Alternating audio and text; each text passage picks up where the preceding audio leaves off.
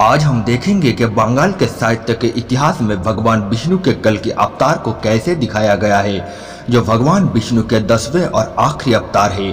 कलियुग के प्रारंभ में ब्राह्मणवाद के प्रभुत्व के कारण, जाति और अस्पृश्यता के प्रबल प्रभाव के कारण हिंदू समाज का विनाशकारी पतन बढ़ता जा रहा था। श्री कृष्ण चैतन्य महाप्रभु, जिन्होंने पारंपरिक हिंदू धर्म को इस क्षय से बचाने के लिए कृष्ण नाम का परिचय दिया, सपरसत के नए द्वीप पर कल्कि के रूप में अवतारित हुए।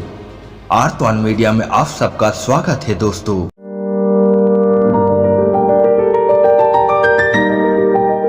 पुराणों में कल्कि को अवतार के रूप में वर्णित करने के साथ साथ इसका वर्णन भी किया गया है। वह अंधकार और विनाशकारी समय को समाप्त करके सत्य को पुनर्जीवित करेगा। हिंदू धर्म के अनुसार विष्णु के 10वें अवतार से कलियुग का अंत हो जाएगा। कलियुग 4 युगों सत्य, त्रेता, द्वापर, कली में से एक है। कल्कि को कल्किन के नाम से भी जाना जाता है। हिंदू धर्म शास्त्र के अनुसार अस्तित्व के अंतिम चक्र में कलियुग का अंत एक नए सत्य युग का रचना करेगा। वो अधर्म को दूर करेगा और सत्य का युग ले आएगा, और वो हाथ में खुली तलवार लेकर सफेद घोड़े की पीठ पर सवार होकर पृथ्वी पर उतरेगा।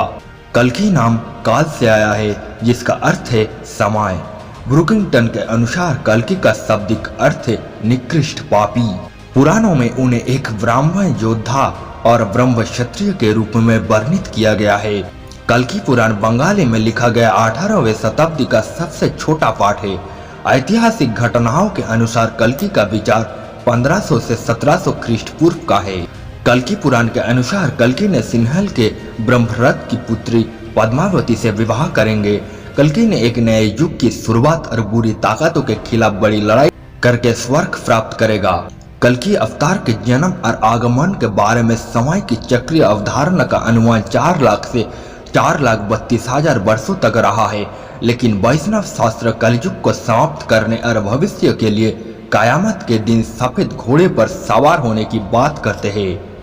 कल्कि की जीवन को लेकर कई विवाद है।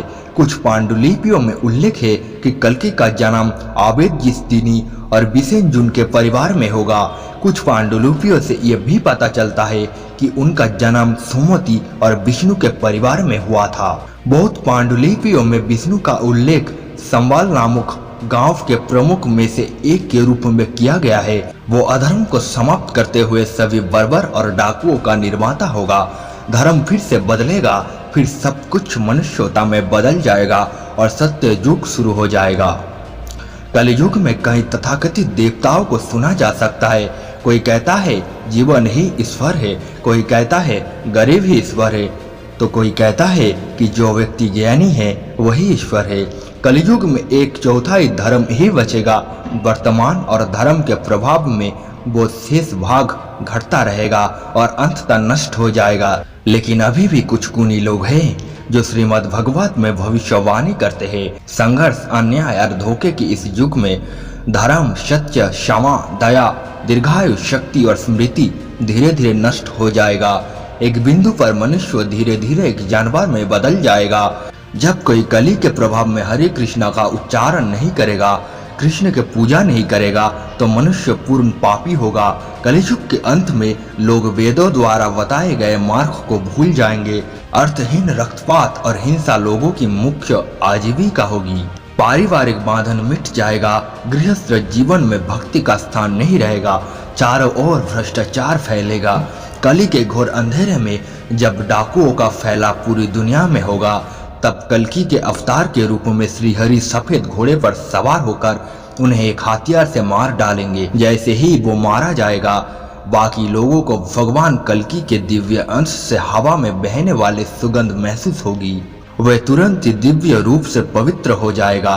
वे पृथ्वी पर एक बड़ी आबादी बनेंगे। तब मानव गुणों वाले बच्चे मानव समाज में पैदा होंगे और सत्य युग का शुरुआत होगी।